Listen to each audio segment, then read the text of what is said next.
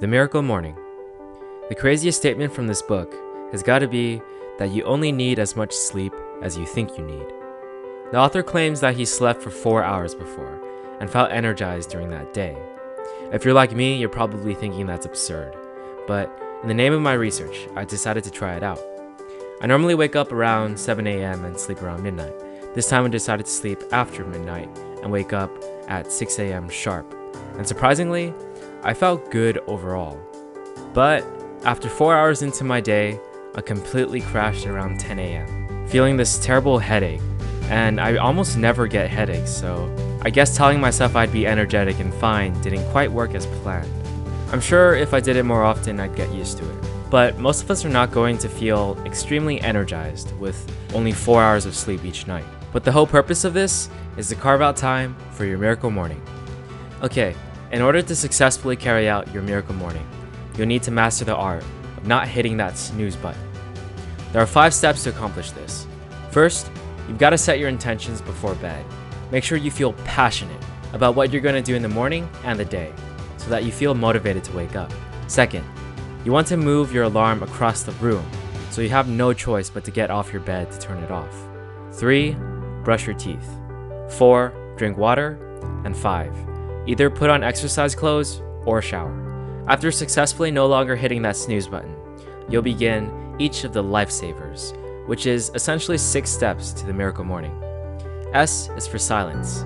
You want to start your morning with some purposeful silence, such as meditation or just pondering what you're grateful for. A is for affirmations. You want to create a list of affirmations that discuss what you want, why you want it, your commitment to being somebody who can reach what you want. And you can also throw in some inspirational quotes. You want to say each affirmation on your list out loud. V is for visualization. Mentally rehearse future events, such as your success in the future or the tasks you must accomplish to reach the future you want. Visualize who you need to be in order to reach your goals. By visualizing, you prime your mind and body to work towards what you see. E is for exercise. I've explained the benefits of exercise a lot in my other videos, so check those out if you want to learn more about exercise. R is for reading.